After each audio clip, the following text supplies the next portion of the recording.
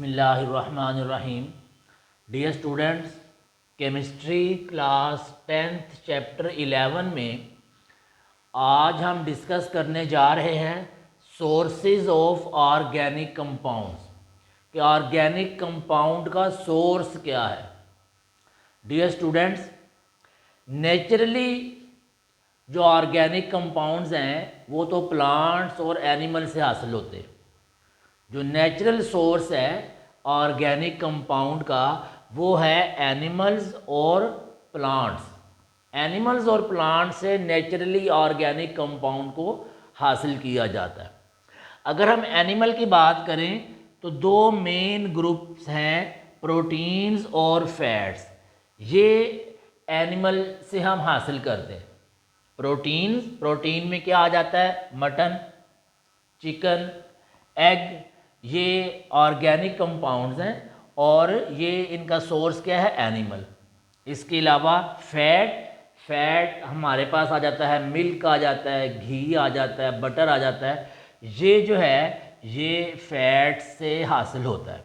तो ये जो ऑर्गेनिक कंपाउंड्स हैं इनका सोर्स क्या है? एनिमल, प्रोटीन और फैट। ये दो मेन ग्रुप्स हैं फूड के जिनमें जो ऑर्गेनिक कंपाउंड्स हैं वो एनिमल से हासिल किए जाते हैं। अगर हम प्लांट की बात करें तो प्लांट या तो लाइव प्लांट्स हैं और या फिर वो डेड प्लांट है। अगर तो वो जिंदा प्लांट है तो उसमें से ये जो 4 मेन ग्रुप्स हैं, कार्बोहाइड्रेट्स, प्रोटीन्स, विटामिन्स और ऑयल्स, ये जो चीज़ें हैं ये हमें सोर्स प्रोवाइड करती हैं ऑर्गेनिक कंपाउंड का। और अगर हम बात करते हैं डेड प्लांट्स की तो डेड प्लांट्स जो है उनके अंदर जब फर्दर डिस्टिलेशन होती है तो उसके नतीजे में कोल, पेट्रोलियम और नेचुरल गैस ये हम हासिल करते हैं। तो ये है हमारे पास एक overview sources of organic compound कि ऑर्गेनिक कंपाउंड कहाँ कहाँ से हासिल होते हैं। ऑर्गेनिक कंपाउंड का मेन सोर्स क्या है? एनिमल और प्लांट। अगर एनिमल है तो जो ऑर्गेनिक कंपाउंड जिनमें प्रोटीन्स और फैट्स हैं वो एनिमल से हासिल होते हैं। और अगर ऑयल, विटामिन्स, प्रोटीन्स और कार्बोहाइड्रेट्स हैं तो वो हमें ज़िंदा प्लांट से हासिल होते हैं। और अगर कोल, पेट्रोलियम और गैस की फॉर्म में है ऑर्गेनिक कंपाउंड तो ये जो ऑर्गेनिक कंपाउंड है ये डेड प्लांट्स से हमें हासिल होता है।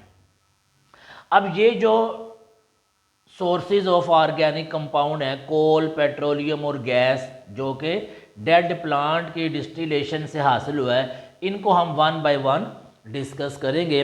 तो सबसे पहले हम डिस्कस करते हैं कि कोल क्या चीज़ है। तो कोल जो है ये एक ब्लैकिश कम्प्लेक्स मिक्सचर है। Coal is a blackish complex mixture of compounds of carbon, hydrogen and oxygen. Carbon, hydrogen और ऑक्सीजन के कंपाउंड्स का एक ब्लैक कलर का कम्प्लेक्स मिक्सचर है कोल। इसके अलावा इसमें नाइट्रोजन और सल्फर के कंपाउंड्स भी मौजूद होते हैं। तो कोल जो है ये बेसिकली ब्लैकिश कम्प्लेक्स मिक्सचर है compounds of carbon, hydrogen and oxygen और स्मॉल अमाउंट, थोड़ी मिकदार में इसमें सल्फर और नाइट्रोजन के कंपाउंड्स भी मौजूद होते हैं। अब सवाल ये है कि ये कोल जो है वो किस तरीके से बना। ये हमारे सामने प्लांट, फिर डेड प्लांट और वहाँ से आया कोल। अब ये कोल जो है वो किस तरीके से बना। तो कोल बनने के बारे में जो कंसेप्ट है वो क्या है कि आज से मिलियंस ऑफ ईयर्स पहले जो प्लांट्स थे वो सब के सब ज़मीन के नीचे दफन हो गए। अर्थ क्रस्ट के नीचे सब के सब जो हैं वो बरीड हो गए, दफन हो गए। अब वहाँ ज़मीन के नीचे absence of air, high temperature, हवा की गैर मौजूदगी में और हाई टेम्परेचर की मौजूदगी में जो ज़मीन के नीचे बैक्टीरिया वगैरह थे उन्होंने तो जितने भी प्लांट्स थे उनको डिकम्पोज करना शुरू कर दिया। तो एक बायोकेमिकल प्रोसेस स्टार्ट हो गया ज़मीन के नीचे। इस बायोकेमिकल प्रोसेस को मिलियंस ऑफ ईयर्स लगे एटलीस्ट 500 मिलियन ईयर्स लगे और उस इतने अरसे में ये जब बायोकेमिकल प्रोसेस कंटिन्यू रहा और उसके नतीजे में ये जो डेड प्लांट्स थे ये कोल में कन्वर्ट हो गए और ज़मीन के नीचे इनके डिपॉजिट्स जो हैं वो इकट्ठे हो गए। अब ये जो प्लांट है इसमें जो वुड है, तो ये जो वुड है इसको जो कोल में कन्वर्ट होती है इस प्रोसेस को कार्बोनाइजेशन का नाम दिया जाता है। Conversion of wood into coal, कि ये जो बायोकेमिकल प्रोसेस हुआ, डिकम्पोजिशन हुई, जिसके नतीजे में डेड प्लांट से कोल बना, ये प्रोसेस क्या कहलाता है? कार्बोनाइजेशन। अब ये जो कोल ज़मीन के नीचे बन गया है इसके अंदर जो वुड होती है, वुड के अंदर मेनली क्या होता है? कार्बन। तो 40% कार्बन जो है वो मौजूद होता है वुड के अंदर। अब depending upon the percentage of carbon, कि कार्बन कितना है, इस हवाले से जो कोल है इसको 4 टाइप्स में, 4 कैटेगरीज में डिवाइड किया जा सकता है। अब हम इन 4 टाइप्स को वन बाय वन डिस्कस करते हैं। सबसे पहले जो टाइप है कोल की वो आ जाती है पीट। पीट में कार्बन जो है वो 60% है और ये इन्फीरियर क्वालिटी का कोल है और इसको किल्न के अंदर, जो आग की भट्टियाँ होती हैं उनके अंदर इनको इस्तेमाल किया जाता है। सेकंड टाइप जो है कोल की वो है लिग्नाइट। इसमें 70% कार्बन है, ये सॉफ्ट कोल है और थर्मल पावर स्टेशन, जो बिजली घर है, थर्मल पावर स्टेशन, वहाँ पर जो कोयला इस्तेमाल होता है वो लिग्नाइट होता है और इसमें 70% तक कार्बन मौजूद होता है। नंबर 3 पे आ जाता है बिटुमिनस। इसमें 80% कार्बन होता है और ये आम जो कोयला दस्तयाब होता है, जो घरों में यूज़ होता है, ये वो वाला कोयला। और फिर आ जाता है एंथ्रासाइट, 4th टाइप। इसमें 90% कार्बन होता है, ये सुपीरियर क्वालिटी का हार्ड कोल होता है और ये इंडस्ट्री में यूज़ किया जाता है। अब ये जो कोल है ये मेन सोर्स है ऑर्गेनिक कंपाउंड्स का, और ये हासिल कैसे हुआ है? Destructive distillation. अब ये डिस्ट्रक्टिव डिस्टिलेशन क्या है? अभी मैंने आपको बताया कि ये सारे के सारे प्लांट जो हैं वो ज़मीन के नीचे दफन हो गए और वहाँ absence of air, high temperature और एब्सेंस ऑफ एयर की मौजूदगी में डिकम्पोजिशन का प्रोसेस जो है वो स्टार्ट हुआ। तो जो डिस्ट्रक्टिव डिस्टिलेशन है वो होती है strong heating of coal in absence of air. हवा की गैर मौजूदगी में जब कोल को हीट किया जाता है तो वो कहलाता है destructive distillation. Strong heating of coal in absence of air is called destructive distillation. अब जब डिस्ट्रक्टिव डिस्टिलेशन होती है तो उस वक़्त इस कोल में से कई और ऑर्गेनिक कंपाउंड्स जो हैं वो सामने आते हैं। अब हम उनको वन बाय वन डिस्कस करते हैं। उनमें से एक कंपाउंड जो है वो है कोल गैस। कोल गैस जो है ये मिक्सचर है हाइड्रोजन, मीथेन और कार्बन मोनोऑक्साइड का। Coal gas is a mixture of hydrogen, methane and carbon monoxide. और जब ये जलती है कोल गैस तो उससे हीट प्रोड्यूस होती है, इसलिए इसको एज अ फ्यूल इंडस्ट्री में यूज़ किया जाता है। और इसके अलावा इसको हम यूज़ करते हैं टू प्रोवाइड इनर्ट और रिड्यूसिंग एटमॉस्फेयर। अब ये दो बातें यहाँ पर, इनर्ट और reducing atmosphere in various metallurgical process. Inert mean ऐसा एटमॉस्फेयर जहाँ पे रिएक्शन ना हो सके, और रिड्यूस मीन ऐसा एटमॉस्फेयर जहाँ पर रिडक्शन करनी हो। रिडक्शन मीन ऑक्सीजन को रिमूव करना। तो मेटलर्जिकल प्रोसेस क्या है? मेटलर्जिकल प्रोसेस ऐसा प्रोसेस है कि जब किसी कम्प्लेक्स मिक्सचर में से किसी एक मेटल को अलग करना हो। तो इन मेटलर्जिकल प्रोसेस के अंदर डिफरेंट किस्म के रिडक्शन के रिएक्शंस होते हैं। तो ऐसा एटमॉस्फेयर प्रोवाइड करने के लिए भी जिसमें इनर्टनेस हो और रिडक्शन हो, उसके लिए भी हम कोल गैस को इस्तेमाल करते हैं। नेक्स्ट आ जाता है हमारे पास अमोनिकल लिक्वर। अमोनिकल लिक्वर क्या है कि ये सोल्यूशन है अमोनिया गैस का इन वाटर। अमोनिया गैस को वाटर में डालें तो जो चीज़ बनती है वो होती है अमोनिकल लिक्वर। इससे नाइट्रोजनस फर्टिलाइज़र्स बनते हैं और जब इस फर्टिलाइज़र को फिर ट्रीट करते हैं सल्फ्यूरिक एसिड के साथ तो उससे अमोनियम सल्फेट बनता है जो कि एक फर्टिलाइज़र है। नेक्स्ट आ जाता है हमारे पास कोल तार।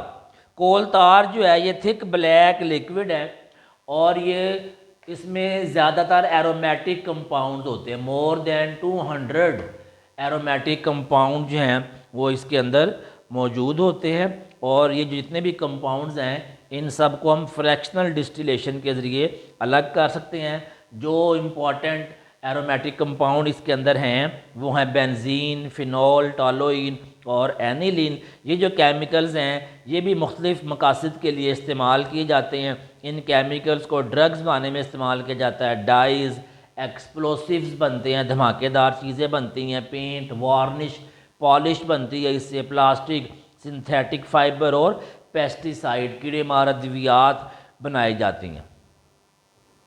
तो ये सब जो केमिकल्स हैं ये कोल तार के अंदर मौजूद होते हैं और इसके अलावा कोल तार के अंदर जो चीज़ बाकी बच जाती है इन सब केमिकल्स के अलावा जब उनको अलग कर लिया जाता है तो जो बाकी चीज़ बचती है वो कहलाती है पिच। और ये जो पिच है ये इस्तेमाल की जाती है रोड बनाने के लिए और मकान की छतों के ऊपर डालने के लिए।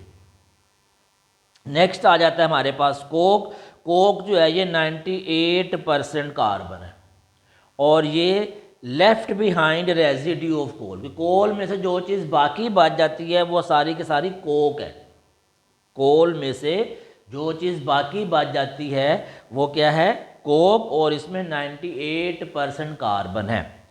कोल को जब हम हीट करते हैं, डिस्ट्रक्टिव डिस्टिलेशन करते हैं तो उसके अंदर जितने भी कंपोनेंट्स हैं वो इवेपोरेट हो जाते हैं, वोलेटाइल कंपोनेंट सब के सब निकल जाते हैं और जो सॉलिड मटेरियल बाकी बच जाता है वो कहलाता है कोक। इस कोक को भी हम यूज़ करते हैं एज रिड्यूसिंग एजेंट और मेटलर्जी में मेटल्स को एक्सट्रैक्ट करने में, मेटल्स को अलग करने में, और इसके अलावा इसको एज फ्यूल भी यूज़ किया जाता है। अगर हम अब नेक्स्ट जो दूसरे नंबर पे हमारे पास आ जाता है वो आ जाता है पेट्रोलियम। अब पेट्रोलियम जो है ये डार्क ब्राउनिश या ग्रीनिश ब्लैक कलर का विस्कस कहते हैं, थिक गाढ़ा लिक्विड है और ये कम्प्लेक्स मिक्सचर है कई सॉलिड, लिक्विड और गैसियस हाइड्रोकार्बन्स का in water mixed with salts and earth particles. इनके पेट्रोलियम जो है ये डार्क ब्राउनिश या ग्रीनिश ब्लैक कलर का विस्कस लिक्विड है और इसके अंदर सॉलिड भी मौजूद है, इसके अंदर लिक्विड्स भी मौजूद हैं, इसके अंदर गैसियस हाइड्रोकार्बन भी मौजूद है। ये सब के सब जो हैं वो इसके अंदर मिक्स होते हैं, साल्ट्स होते हैं, अर्थ पार्टिकल्स होते हैं। ज़मीन के नीचे से जब रॉ फॉर्म के अंदर पेट्रोलियम निकलता है तो ये सब चीज़ों का एक कम्प्लेक्स मिक्सचर होता है। पेट्रोलियम जो है ये भी मेन सोर्स है ऑर्गेनिक कंपाउंड्स का। इसके अंदर बहुत से हाइड्रोकार्बन्स होते हैं और इस पेट्रोलियम की फ्रैक्शनल डिस्टिलेशन के ज़रिए जितने भी उसके अंदर हाइड्रोकार्बन्स हैं उनको अलग किया जाता है। फ्रैक्शनल डिस्टिलेशन क्या होती है?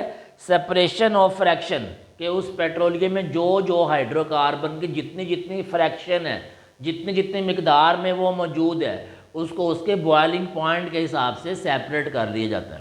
यानी कि हमारे पास चीज़ है, कंपाउंड का मिक्सचर है, हम उसके अंदर 3 चीज़ें हैं, हमने उसको हीट करना शुरू किया। एक चीज़ का बॉइलिंग पॉइंट उसमें 50 है, एक का 60 है, एक का 70। तो जब उसको हीट करना शुरू करेंगे पहले बॉइलिंग पॉइंट 50 आएगा, 50 वाला जो उसके अंदर कंपाउंड होगा वो इवेपोरेट हो, वो अलग हो जाएगा। उसके बाद जिसका बॉइलिंग पॉइंट 60 है वो 60 वाला जो है वो बॉयल होके वो वहाँ से अलग हो जाएगा। उसके बाद 70 वाला। इस तरीके से जिस चीज़ की जितनी फ्रैक्शन है उसको उनके बॉइलिंग पॉइंट के अकॉर्डिंग जो है वो सेपरेट कर लिया जाता है।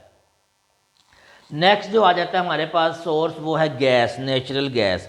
नेचुरल गैस जो है ये मिक्सचर है लो मालिकुलर मैस हाइड्रोकार्बन। हाइड्रोकार्बन जिनमें कार्बन और हाइड्रो, लो मालिकुलर मैस जिनमें कार्बन कम है, जैसे मीथेन में 1 कार्बन है, इथेन में 2 कार्बन है, प्रोपेन में 3 कार्बन है। तो लो मालिकुलर मैस हाइड्रोकार्बन वाले कंपाउंड्स का ये मिक्सर है। मेन कंपोनेंट जो है इसमें वो मीथेन है, 85% मीथेन होता है, और इसके अलावा इसमें इथेन, प्रोपेन और ब्यूटेन भी होते हैं। और इसका जो रीजन है गैस का वो भी कोल और पेट्रोलियम से मिलता जुलता है। जहाँ पर कोल होता है वहाँ पर ही इसके ज़खायर जो गैस है उसके डिपॉजिट्स जो हैं वो भी मौजूद होते हैं। नेचुरल गैस जो है इसको हम यूज़ करते हैं एज अ फ्यूल घरों में भी और इंडस्ट्री में भी। इसके अलावा इसको हम गाड़ियों में, ऑटोमोबाइल्स के अंदर भी फ्यूल के तौर पर, सीएनजी के तौर पर, कंप्रेस्ड नेचुरल गैस के तौर पर इस्तेमाल करते हैं। इसके अलावा नेचुरल गैस जो है उससे कार्बन ब्लैक और फर्टिलाइज़र बनाने में भी इस्तेमाल किया जाता है। तो ये था हमारा detailed topic sources of organic compounds.